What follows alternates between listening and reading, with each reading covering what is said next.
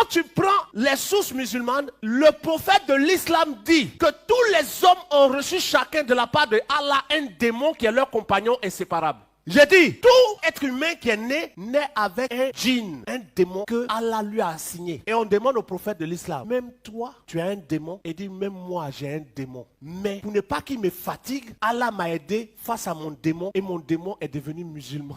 Hier, j'ai demandé à un musulman, entre ton prophète qui a un démon, même si son démon est devenu musulman, c'est un démon musulman. Et puis Jésus qui dit, le prince de ce monde vient, il n'a rien en moi. Il n'a qu'à suivre qui? Toi, tu as un démon. Vous tous, vous avez des démons. Dans la sourate 43, ayat 36, je vous lis ça rapidement. Et quiconque s'aveugle et s'écarte du rappel du tout miséricordieux, nous, quand dans le Coran on dit nous, c'est le pluriel de majesté d'Allah. Au lieu de dire je, il dit nous. Vas-y. Nous lui désignons, Allah lui désigne. Un diable qui devient son compagnon. Un diable, Allah même désigne un diable. Il choisit parmi les diables là, un diable et puis il te donne comme compagnon. Inséparable. Un compagnon quoi? Inséparable. Un Dieu qui donne un diable aux gens. Et un diable qu'on ne peut pas séparer des gens. On n'a qu'à le suivre comment? Déjà nous-mêmes ça ne va pas trop. Au lieu d'envoyer, comme Jésus le dit, le Saint-Esprit viendra. Il vous convaincra de péché, de justice et de jugement afin que vous vous convertissiez.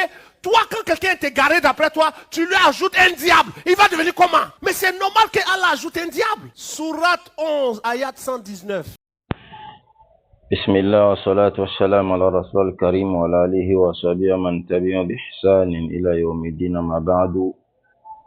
Après avoir loué, glorifié Allah subhanahu wa ta'ala et demandé que la paix et la bénédiction d'Allah soit sur le dernier des prophètes, le prophète Muhammad, sur sa famille, sur ses compagnons, sur tous ceux qui embrasseront cette belle religion qui est donc l'islam jusqu'à la rétribution.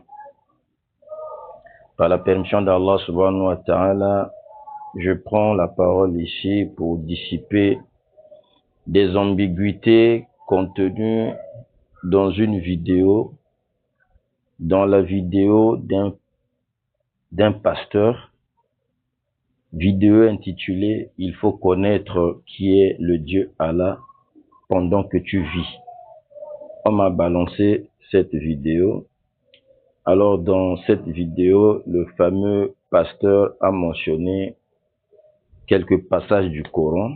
Il a cité 4 sourates du Coran. Sourate 11, verset 119. Sourate 32, verset 13. Sourate 43, verset 36. Et la sourate 14, verset 4. Donc, en citant ces versets, ces passages, donc il a exhiber donc sa grande ignorance du Coran. Et lorsqu'il prêche les chrétiens, il pense que il est là en train de déstabiliser l'islam, déstabiliser les musulmans, montrer aux chrétiens que l'islam est une fausse religion et Allah est un démon, c'est un diable en personne, subhanallah, gloire et pureté à Allah. En faisant cela, il a exposé sa grande ignorance. C'est un ignorant. Et c'est comme ça tous les chrétiens, voilà, qui s'appuient sur certains versets comme ça, pensant que ça va déstabiliser les musulmans. Non, non. Ouais, l'islam là, c'est la religion d'Allah. Ce n'est pas un régime politique, un système politique qu'on va combattre. Après, ça va disparaître, ça va tomber. Comme on fait avec je sais pas, le communisme, le capitalisme, des trucs comme ça. Non, non, ça c'est la religion d'Allah. Et cette religion a été combattue depuis même, depuis l'époque du prophète Muhammad alayhi salam. Rasul salam a été combattu. Les Juifs ont cherché à les tuer, les mécréants ont cherché à les tuer pour arrêter net la révélation d'Allah. Mais il a prêché jusqu'à Allah a fait descendre un passage. Aujourd'hui, j'ai parachevé pour votre religion. J'ai parachevé. Il a parachevé. Alhamdulillah Rabbil Alamin. Donc c'est pas aujourd'hui les petits pasteurs qui viennent et tout Hein, ils pensent qu'ils vont déstabiliser. Non, non, non. Vous ne pourrez pas. Vous êtes en train de jouer le rôle du diable, mais voyez, hein, vous êtes voué à l'échec. Hein, vous êtes voué à l'échec. Donc, voilà les passages qu'il a cités. Mais avant donc de répondre à tout ça, à toutes ces ambiguïtés, j'aimerais ici rappeler à mes frères et sœurs musulmans hein, le passage du Coran qui nous rassure, qu'Allah fasse que nous mourons dans cette religion pour que ces passages-là s'appliquent à nous. Nous serons les gens du paradis. C'est pourquoi ces passages-là, chers frères, sœurs musulmans, lorsque vous êtes en face de quelques ambiguïtés, vous savez, aujourd'hui, sur les réseaux sociaux, on balance tout, hein, chacun vient balancer tout. Quand tu es un peu troublé dans ta foi, ouvre ton Coran, prends, il y a beaucoup de passages, mais je prends juste ça là, ouvre ça et tu lis. Tu lis, tu te tranquillises, tu te rassures. Et les chrétiens n'ont pas un passage comme ça là, dans leur Bible, où Dieu les appelle chrétiens, il leur rassure, il leur garantit le paradis. Ils n'ont pas ça. Mais nous avons ça dans le Coran. Allah nous appelle les musulmans, il nous garantit le paradis, nous irons au paradis, on sera au paradis. Maintenant, toi, musulman, quand tu entends, tu écoutes, hein, ces niaiseries de ces pasteurs-là et tout, pourquoi tu te troubles? Pourquoi tu es troublé? Ne te trouble pas. Allah t'a garanti déjà le paradis. Nous, ici, là, tout ce qu'on demande à Allah, c'est nous donner la mort. La mort, et nous sommes des vrais musulmans. Que la mort vienne nous trouver, nous sommes les monothéistes purs. On adore Allah seul si on vient lui associer. Alors Allah dit, j'ouvre rapidement le Coran. À chaque fois, chers frères, sœurs musulmans, lisez ça. Quand vous êtes un peu troublés en écoutant certains pasteurs et tout, qui suscitent des ambiguïtés ici et là, lis ce passage, chapitre 43, sourate 43 du Coran, versets 68 à 70, Allah dit, ô mes serviteurs, il dit, ô mes serviteurs, vous ne devez avoir aucune crainte aujourd'hui. Hein? Musulmans, écoutez. Ô mes serviteurs, Allah nous appelle. Ô mes serviteurs, vous ne devez avoir aucune crainte aujourd'hui. Aujourd'hui, c'est-à-dire le jour de la résurrection, le jour du jugement dernier, le jour de la rétribution. On ne va pas, nous ne devons pas avoir crainte. Vous ne serez point affligés. On ne sera pas affligés, on n'aura pas de soucis. Nous serons tranquilles. Verset 69. Qui sont donc ces serviteurs-là? Il dit, ceux qui croient en nos signes et sont musulmans. Ceux qui croient en nos signes et sont musulmans. Voilà. Qui sont des musulmans. Verset 70 dit, entrez au paradis. Dans les musulmans, entrez au paradis. Aujourd'hui, là, pas de crainte. Vous n'aurez pas à avoir peur. Vous n'aurez pas à vous affliger. Tout. Non. Vous avez cru en mes signes et tout, alhamdoulilah. Hein? Vous êtes des musulmans soumis à moi. Vous m'avez adoré dans toute l'unicité, sans rien m'associer, ni avec les anges les plus rapprochés, ni avec les prophètes envoyés, ni avec n'importe quelle créature. Entrez au paradis, verset 70, verset 70. Entrez au paradis, vous et vos épouses, vous y serez fêtés. Que le chrétien nous montre dans sa Bible un verset qui dit, oh vous mes serviteurs chrétiens, entrez au paradis. Il n'y a rien. Est-ce que Allah, Dieu connaît même le christianisme? Est-ce qu'il connaît même ça? Est-ce que ça vient de lui? Le christianisme, est-ce que ça vient de lui? Est-ce que le nom là, c'est un ange de Dieu qui a donné ce nom là? Est-ce que c'est un prophète qui a dit ça? Aujourd'hui, là, vous êtes fiers de chrétiens, nous les chrétiens. Qui vous a donné ce nom? Est-ce que c'est Dieu? Pour nous, là, c'est Dieu lui-même qui donne. Dans le Coran, là, on ouvre là, c'est Allah qui nous appelle musulmans, dans des soumis. Pour vous, là, qui? Dieu a dit ça où? Donc, musulmans, ne vous troublez pas. Voilà donc ce passage. Alors, quand vous avez lu ça, vous vous tranquillisez. Le reste est là, demandez maintenant à vos oustas, à vos imams. Mais écoutez, un tel pasteur a dit ça, c'est quoi ça? Voilà. Voilà donc ce pasteur-là, comme les autres qui font leur numéro, voilà, il a cité donc les versets. Alors aujourd'hui, je vais commencer d'abord par la sourate 11, verset 119, et la sourate 32, verset 13. Parce que ici, c'est plus capital ici, là. C'est plus capital parce que ici, là, le fameux pasteur nous parle du plan. Le plan d'Allah. Hein? Il nous parle du plan d'Allah.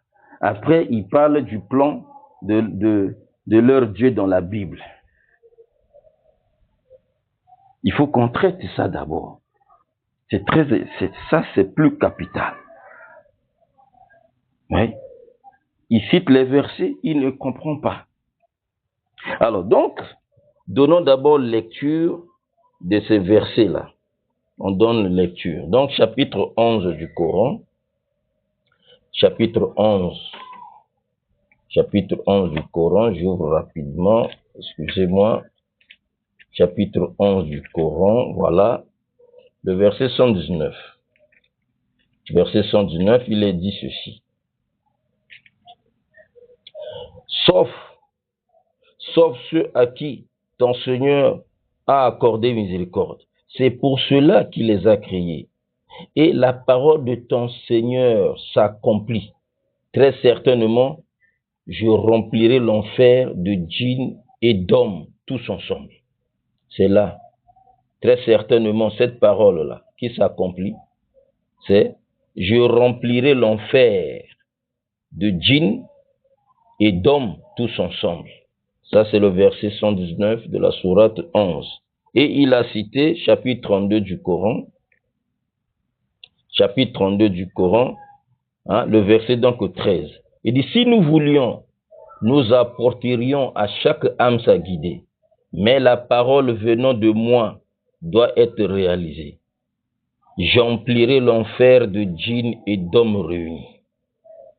Alors donc voilà ces deux passages du Coran où Allah subhanahu wa ta'ala dit, il remplirait. Il va remplir. Hein? Il dit, je remplirai. Voilà. Là où il dit, je remplirai l'enfer de djinns et d'hommes réunis. Alors le fameux pasteur, il prend maintenant ces deux passages-là, il dit maintenant, dans le plan d'Allah, ça c'est selon lui, voilà. Donc il dit, ces versets-là nous montrent quoi? Que dans le plan d'Allah, il a prévu de remplir l'enfer d'hommes.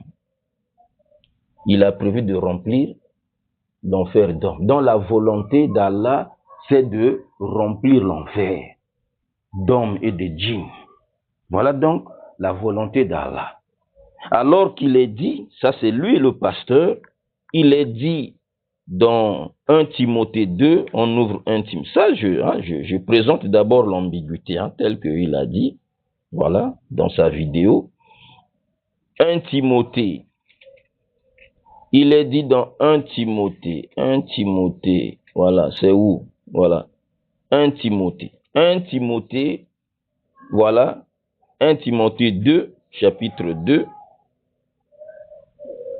verset 4, 1 Timothée, voilà, chapitre 2, verset 4, mais c'est mieux de commencer à lire à 3 pour que ça soit plus clair, parce que verset 4, il dit, qui veut que tout, non, qui? Donc on remonte au verset 3, il dit, cela est bon et agréable devant Dieu, notre Seigneur, ça c'est le verset 3, ça c'est Paul, qui, voilà, les Timothée, les actes des apôtres, machin, tout ça, c'est Paul, voilà. Donc, cela est bon, verset 3, cela est bon et agréable devant Dieu, notre Seigneur, verset 4, qui veut que tous les hommes soient sauvés, et parviennent à la connaissance de la vérité. Donc le pasteur, il dit, voilà dans Timothée, il est dit que Dieu veut que tout le monde soit sauvé. C'est pourquoi il continue, il dit chez nous, ça c'est ce pasteur-là, Chez nous, c'est-à-dire les chrétiens. Il dit chez nous, il veut sauver tout le monde. C'est-à-dire Dieu veut sauver tout le monde. Chez vous, donc vous les musulmans, votre Allah, il veut remplir l'enfer.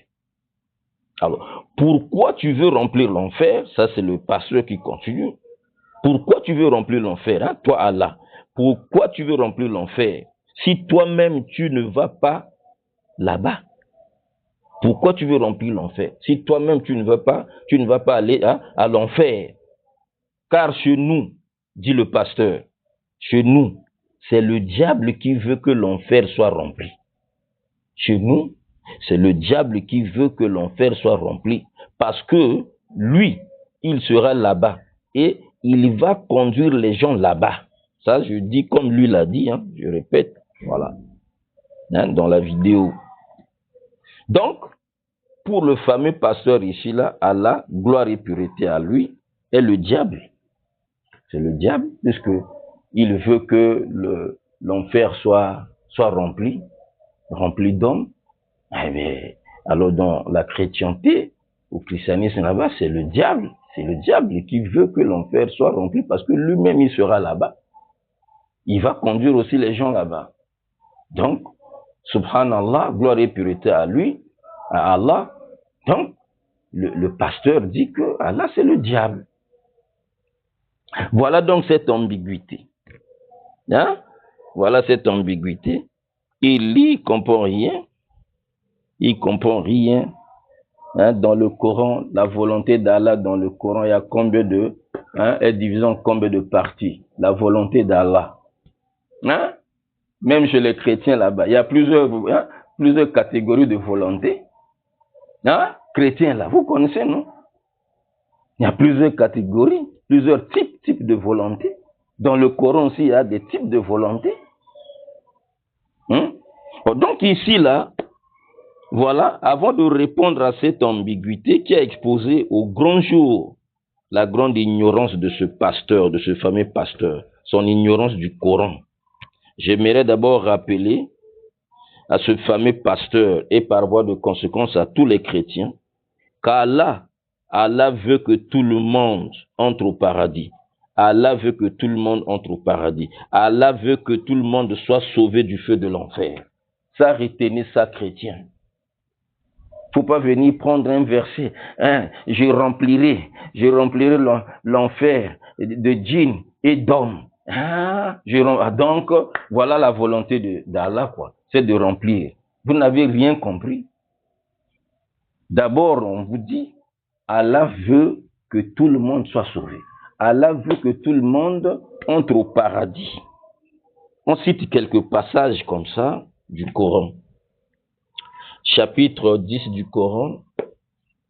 Chapitre 10 du Coran, verset 25. Sourate Yunus, Sourate Jonas. Sourate Jonas, Yunus, Sourate Jonas. Verset 25, il est dit, Allah appelle à la demeure de la paix. Allah appelle à la demeure de la paix, c'est-à-dire le paradis. Il appelle au paradis. Et guide qui il veut vers un droit chemin. Allah appelle à la demeure de la paix, qui est donc le paradis. Il appelle au paradis. On ouvre chapitre 2 du Coran. Chapitre 2 du Coran, verset 221. Verset 221. On prend là où ça nous concerne, 221. Hein, quand vous allez lire, voilà. Il dit ici, là, lorsque Allah interdit, hein, voilà, aux responsables, hein, des filles, des enfants, de marier leurs filles aux idolâtres, les associateurs, les mécréants, là et tout, voilà. Hein, voilà. Donc, quand vous donnez votre fille à un mécréant, voilà, un chrétien, je sais pas qui, un juif ou je sais pas qui, voilà, un franc-maçon, je sais pas, voilà. Hein? Il dit, Allah dit, il dit ici là, hein, faut pas donner vos enfants, hein, vos filles à ces gens-là, aux païens et tout cela. Car ceux-là, il dit car ceux-là, c'est-à-dire les associateurs, les mécréants, les païens, tout ça, invitent au feu ceux-là invitent au feu, tandis qu'Allah invite de par sa grâce au paradis et au pardon. Allah invite de par sa grâce au paradis et au pardon. Et il expose aux gens ses enseignements afin qu'ils se souviennent. Pasteur, chrétien, voyez, Allah, il invite au paradis et au pardon. Hein? Ce n'est pas aller remplir l'enfer là. Non, non, non, non. Hein? Tel que vous comprenez. C'est pas ça. Oh. Il invite. Hein? De par sa grâce au paradis et au pardon. On peut continuer à prendre des versets comme ça, chapitre 4 du Coran. On peut prendre chapitre 4 du Coran, versets 26 à 28. Vous allez voir. Oh non, dans le plan d'Allah, c'est le plan de la volonté d'Allah, c'est de remplir l'enfer et tout cela. Chapitre 4, verset 26 à 28, il est dit, Allah veut vous éclairer. Verset 26, chapitre 4, on commence au verset 26 à 28. 26, Allah veut vous éclairer, vous montrer les voies des hommes d'avant vous. Voilà. Vous montrer les voies des hommes d'avant vous, ceux qui ont reçu la révélation avant nous, les communautés d'avant. Les Abraham, les Moïse, les tout ça là, les Jésus, tout, voilà. Là-bas, on monte là-bas. Allah veut vous éclairer, vous montrer les voies des hommes d'avant vous, et aussi accueillir votre repentir. Et Allah est omniscient et sage. Verset 27. Et Allah veut accueillir votre repentir. Mais ceux qui suivent les passions veulent que vous vous incliniez grandement vers l'erreur comme ils le font. Verset 28. Allah veut vous alléger, car l'homme a été créé faible. Voyez la volonté d'Allah. Voyez la volonté d'Allah. Chapitre 5 du Coran. Chapitre 5 du Coran, verset 16. On prend juste verset 16. Chapitre 5 du Coran. Par ceci, c'est-à-dire le Coran. Par le Coran. Par ceci, c'est-à-dire le Coran. Si vous voulez, vous prenez 15, vous descendez là, vous allez voir. On n'a pas le temps. Par ceci, donc, le Coran, Allah guide au chemin du salut. Allah guide au chemin du salut ceux qui cherchent son agrément. Et il les fait sortir des ténèbres à la lumière par sa grâce. Et les guide vers un chemin droit. Vous voyez? Et le dernier passage comme ça, il y en a plusieurs. On va prendre chapitre 39 du Coran. Chapitre 39 du Coran. Voilà, le verset 53. Le verset 53, Allah dit, ô mes serviteurs qui avez commis des excès à votre propre détriment, vous qui avez commis beaucoup de péchés, ne désespérez pas de la miséricorde d'Allah, car Allah pardonne tous les péchés. Oui, c'est lui le pardonneur, le très miséricordieux. Il pardonne tous les péchés. Non, je remplirai l'enfer des hommes, des djinns et tout. Donc Allah, sa volonté, son plan, c'est de remplir. Vous ne comprenez rien. Vous ne comprenez absolument rien. Maintenant qu'on a vu ces passages, et quand nous revenons à 1 Timothée là, quand nous revenons à 1 Timothée 2, verset 4, nous revenons à 1 Timothée là. Oui. Voilà. Parce que quand le fameux pasteur a dit, voilà, Allah veut remplir l'enfer. Alors que dans 1 Timothée, voilà, 4, il était écrit. On a commencé à 3. Cela est bon et agréable devant Dieu notre Seigneur. Verset 4, il veut que tous les hommes soient sauvés et parviennent à la connaissance de la vérité. Maintenant, la question qu'on va poser aux chrétiens, aux pasteurs et tout, est-ce que tout le monde est sauvé? entre nous là.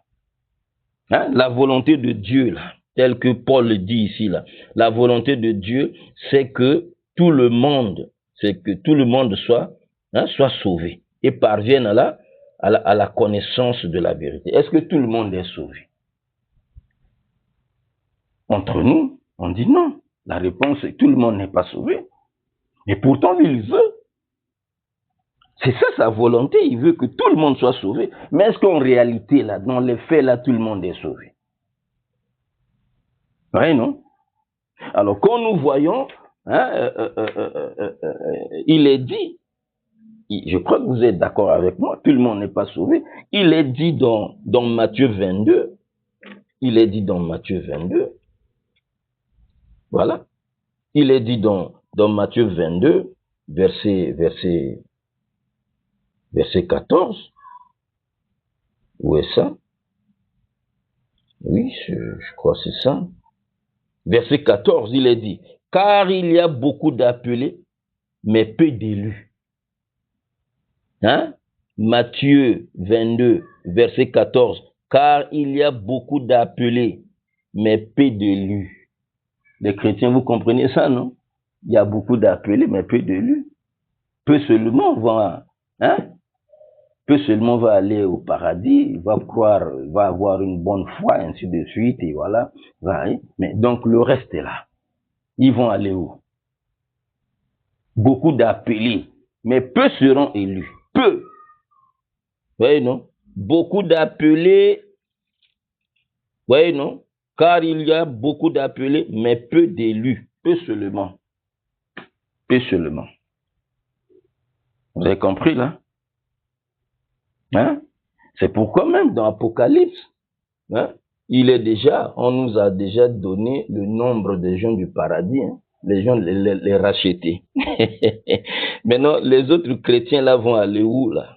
Hein? Vous les chrétiens là, vous allez aller à l'enfer, hein? Vous allez aller à l'enfer, donc on vous perd du temps pour rien. Apocalypse 14, c'est même écrit là, l'agneau et ses rachetés. L'agneau c'est Jésus, non? Et ses rachetés, les rachetés. Le nombre est déjà connu, hein? C'est dit ici là. Hein? Si on vous dit que Jésus était venu pour les enfants d'Israël, vous ne comprenez pas, vous ne voulez pas croire. Vous voulez faire croire aux gens qu'il est venu pour tout le monde. Mais le nombre est déjà connu. Jésus est déjà passé là, les rachetés.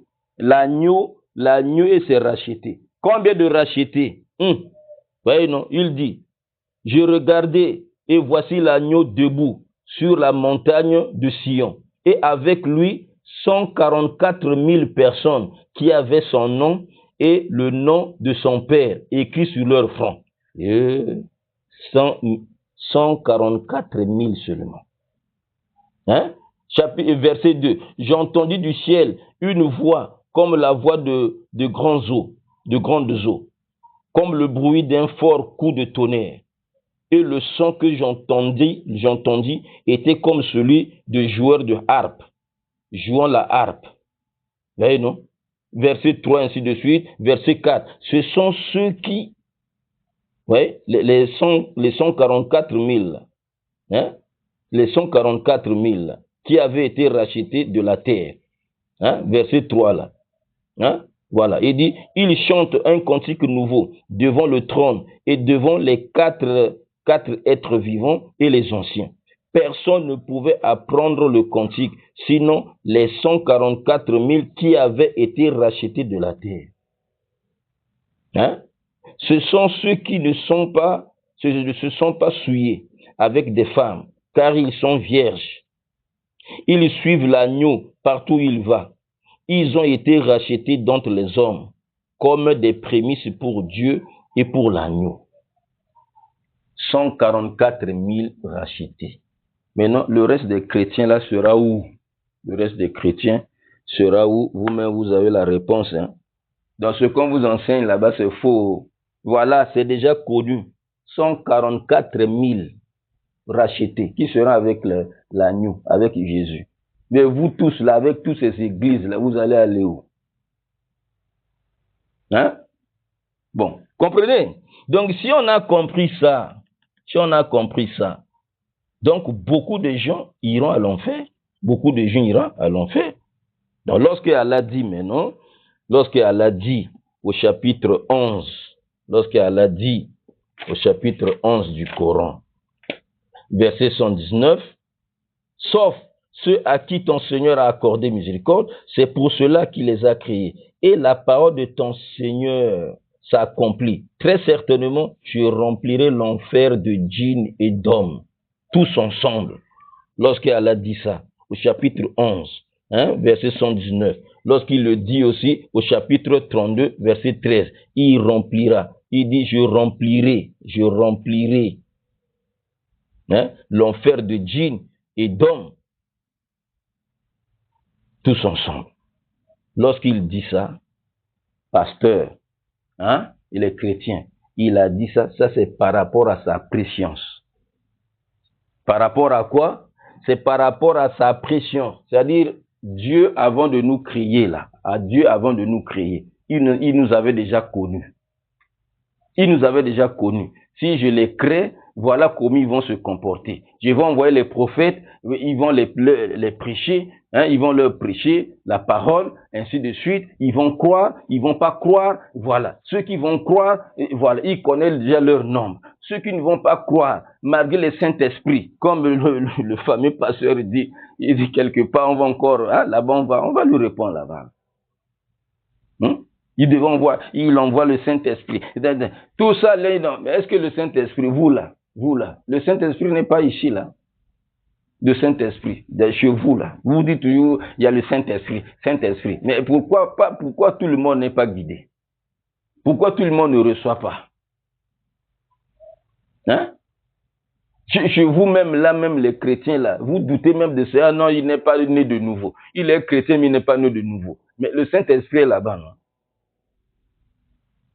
Il n'est pas né de nouveau.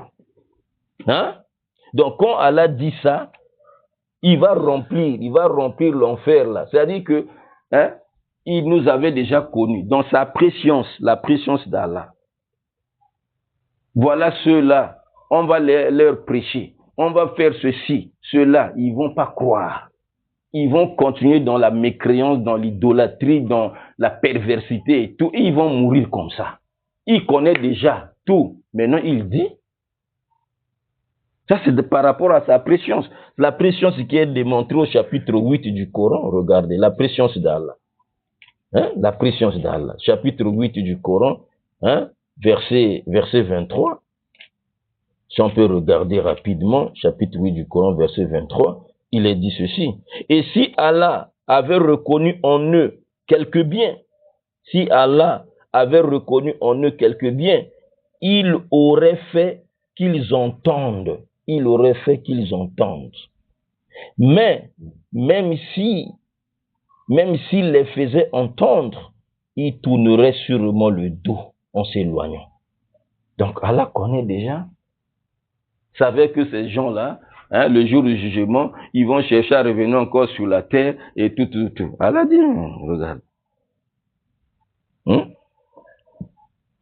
Si Allah avait reconnu en eux quelque bien, c'est-à-dire dans leur cœur, la disposition de recevoir la vérité, de croire en un seul Dieu, de croire en ses prophètes et tout, s'ils avaient déjà ça, ce petit bien-là, Allah allait leur faire entendre.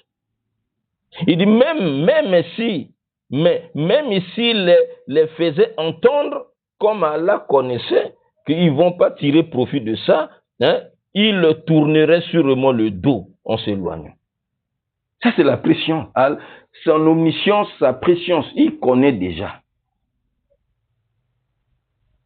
Il connaît. C'est pourquoi Allah subhanahu wa ta'ala, lui, il a la connaissance de ce qui était, de ce qui est, de ce qui sera. Et ce qui n'était, ce qui n'est pas, mais si ça pouvait être, comment ça sera. Donc sa science a couvert toute chose. Sa science a couvert toute chose. C'est pourquoi lorsque ces gens, le jour dernier, vont chercher à revenir sur la terre, Allah dit ici au chapitre 6 du Coran, chapitre 6 du Coran, verset 28, regardez, chapitre 6 du Coran, verset 28, Allah dit.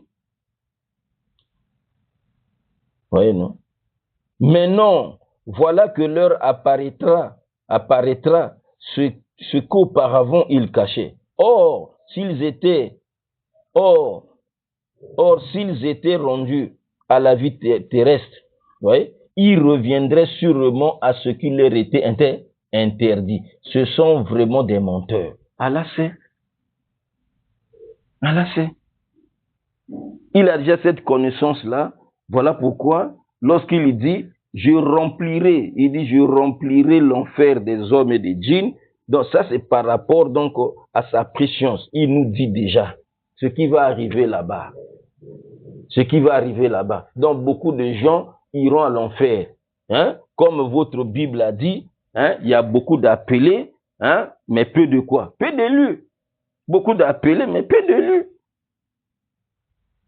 Il va remplir là-bas. C'est pourquoi Imam Shawkani, il nous dit ici, Imam Shawkani dans son tafsir, hein, lorsque il explique donc le chapitre 32, verset 13, il dit ici là, Inama qad alayhim bihaza, hein, Allah, hein, a jugé, a donné ce jugement-là sur eux, contre eux, parce que li'annahu subhanahu qad alima. Parce que Allah avait déjà su. Allah savait déjà annahu min ahli shaqaw. Ils sont parmi les gens, hein, les gens de l'enfer, les gens, hein, du malheur, les gens de l'enfer. Wa annahu mimman yakhtara ad-dalal al-huda. Que ceux-là, c'était des gens qui ont préféré l'égarement à la guidée. C'est des gens qui ont préféré la vie d'ici-bas, ont préféré l'égarement à la guidance. Allah savait déjà. Il nous dit. Donc lorsqu'il dit remplirez là, c'est pas que c'est ça sa volonté de remplir tout ça là, non. C'est-à-dire qu'il nous donne ici là, hein, le jugement, la condamnation de ces gens-là qui ont persisté dans l'égarement. Ils ont persisté dans la mécréance, persisté dans l'idolâtrie et tout, malgré les enseignements, malgré les rappels, malgré le consolateur, comme le pasteur dit ou machin là. Ils n'ont pas accepté. Et Allah va remplir. Donc beaucoup de gens iront à l'enfer. Et Allah le dit. Il est omniscient, il sait tout. Il n'est pas comme Jésus, hein, qui ne sait pas tout. Jésus, votre Dieu. Qu'est-ce qu'on a dit là de Jésus? Lui-même Jésus a dit quoi? Matthieu 22. Il a dit quoi? Allah n'est pas comme lui, comme Jésus. Jésus n'est pas omniscient. Allah il est omniscient. Donc il connaissait tout ça. Il a dit. Il a dit. Hein? Matthieu 22. C'est ça, non? Ça, c'est quoi ça? Matthieu 24 plutôt. Matthieu 24. Voilà ce qui est dit. Ouais. Au verset 36, il est dit, pour ce qui est du jour, regardez, le jour de la fin, le jour du jugement dernier, et de l'heure, non? Pour ce qui est du jour et de l'heure, personne ne les connaît, ni les anges des cieux, ni le Fils, c'est-à-dire Jésus, ni le Fils, mais le Père seul. Le Père seul connaît. Donc on dit Père là, Dieu lui-même. Hein? Ça c'est entre guillemets chez vous quand vous appelez Père là, c'est Dieu. Donc le Fils ne connaît pas. Même vous dites qu'il est Dieu. C'est lui-même le Père. Vous dites que c'est lui le Père. Hein? Ben, il ne connaît pas. Comment lui il dit ici là, il ne connaît même pas le jour et l'heure de la fin. Comment? S'il est Dieu. S'il est vraiment Dieu. Voilà. Dans notre Allah, Dieu, Allah, il est omniscient. Il sait tout. Donc lorsqu'il dit je remplirai, hein, l'enfer d'hommes et de djinns, hein, ça c'est par rapport à sa préscience. Donc avant de nous avoir créé, avant de nous créer, il connaissait déjà. Ceux qui vont accepter le message, qui vont accepter les prophètes, ceux qui ne vont pas accepter les prophètes, tout ça il a déjà arrêté. Il connaît le nombre des gens du paradis, il connaît le nombre des gens de l'enfer, il le connaît. Il dit, Donc lorsqu'il dit je remplirai là, c'est pas que sa volonté, son programme était d'aller remplir, non. Ici là, il nous dit déjà ce qui va arriver là-bas. Il dit je remplirai, non. Ce qui va arriver là-bas, il nous dit déjà ça dans le Coran. Donc beaucoup de gens iront à l'enfer, peu seulement seront des élus. Voilà donc rapidement répondu à cette ambiguïté. Donc ça c'est la première partie.